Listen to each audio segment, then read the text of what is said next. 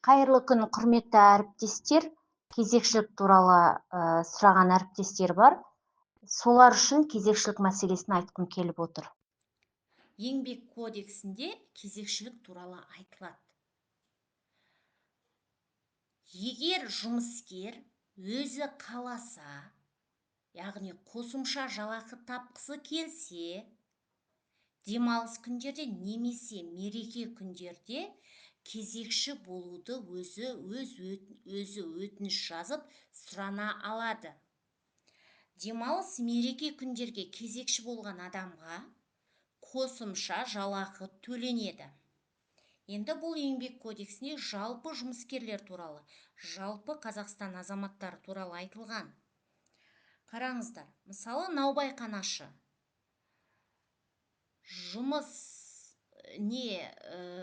демалыс күні кезекші болатын болса, сол өзінің нанын пісіреді ғой барып. Ол барып есіктің алдында күзетші болып, немесе мұғалімдер сияқты пеш күзетіп отырмайды. Ал дәрігерлер сол өзінің жұмысын істейді, адамын емдейді барып, науқастарды емдейді.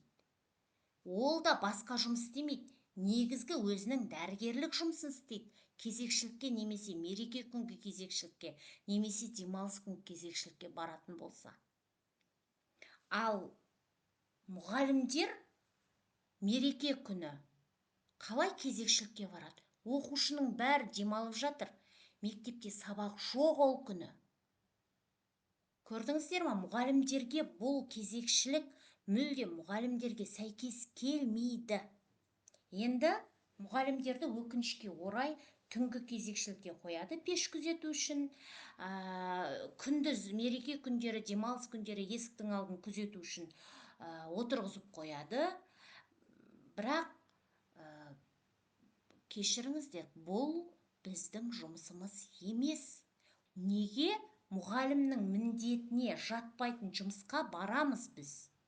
Әріптестер, менен көп сұрайды, кезекшілік заңды ма деген сұрақ қояды мұғалімдер. Дипломға қарау керек. Дипломда күзетші мұғалім деген жазу тұратын болса, онда кезекшілікке баруға болады, мектепті күзетуге, немесе пешті күзетіп отыруға баруға болады. Егер күзетші мұғалім немесе күзетші педагог деген жазу тұрса, әріптестер, біз мұғалімдерміз, біз бала оқыту біздің міндетіміз. Педагог мәртебесі заңында мұғалімнің міндеті деген жазылған. Ол жерде ешқандай кезекшілік деген біздің міндетімізде жоқ. Жазылмаған біздің міндетімізде кезекші болу керек деген. Кезекшілік туралы айттым ғой, тек қана мынау еңбек кодексінде бар. Онда да жаңағыдай жағдайда. Бірақ мына кезекші болған адамға міндетті түрде жалақы төленуі керек. Мен ешқандай мектепте, ешқандай Қазақстанның ешқандай облысында мен естімедім кезекші болған мұғалімге жалақы төлегендерін. Сондықтан, әріптестер, бұл біздің міндетімізге жатпайды. Біздің кәдімгі заңмен бекітілген негізгі міндетіміз бар. Педагог мәртебесі заңын ақтарып оқысаңыздар, мұғалімнің міндеті деген тұр сол заңның ішінде. Сол жерде не жазылды, біз соны ғана орындаймыз. Яғни біздің негізгі міндетіміз бала оқыту болды. Бізде басқа міндет жоқ. Сондықтан, әріптестер, күзетші болу, мектепке барып кезекшілік жасау, ол біздің міндетімізге кірмейді. Біз кезекшілікке барудан, кезекші болудан бас тартсаңыз, сізге ешкім заңды түрде ештеңе істей алмайды. Заңды түрде жұмыстан да шығара алмайды, заңды түрде ешқандай шара да қолдана алмайды. Ал кезекшілікке шақырудың өзі заңсыз. Өз құқықтарыңызды біліңіздер, әріптестер. Өзгенің құқын таптамайық. Құрметті әріптестер, мен нақты заң баптарымен айтқым келіп тұр. Еңбек кодексінің 85-ші бабын оқып көріңіздер. Демалыс мереке күндердегі жұмысқа шығу туралы. Ал еңбек кодексінің 109-шы бабында мереке күндері және демалыс күндері жұмысқа шыққан жұмыскерге жалақы төлеу туралы жазылған. Бұл 109-шы бабында жазылған.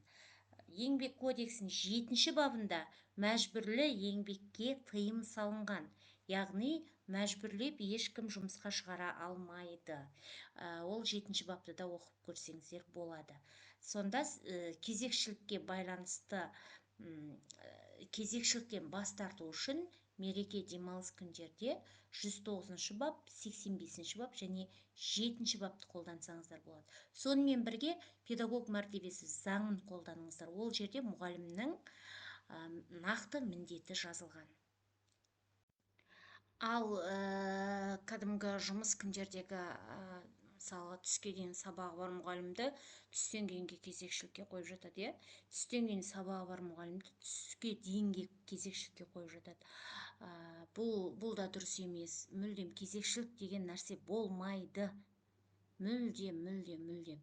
Енді қараңыздар, біздің мектептегі жұмыс уақытымыз жүктеме сағатқа ғана байланысты. Яғни қараңыздар, 18 сағатыңыз бар немесе 20 сағатыңыз бар, 20 сағатыңыз бар болса, сіз мектепте сол жүктеме сағаттың, яғни кестеде көрсетілген сабақ өтетін уақытыңыз бар ғой, сол уақытта ғана сіз мектепте боласыз. Қалған уақыт сіздің өзіңіздікі. Яғни сізге жалақыны сол жүктеме сағатқа ғана төлеп отыр. Сізде 20 сағат бар ма, сол 20 сағатқа ғана сіз жалақы алып отырсыз. Одан басқа уақыттардың барлығы сіздің өзіңіздікі. Сіз мектепте тек қана жүктеме сағатының уақытында болсаңыз болды. Ал түске дейін сенің сабағың бар, түстен кейін келіп кезекші бол деген ол заңсыз.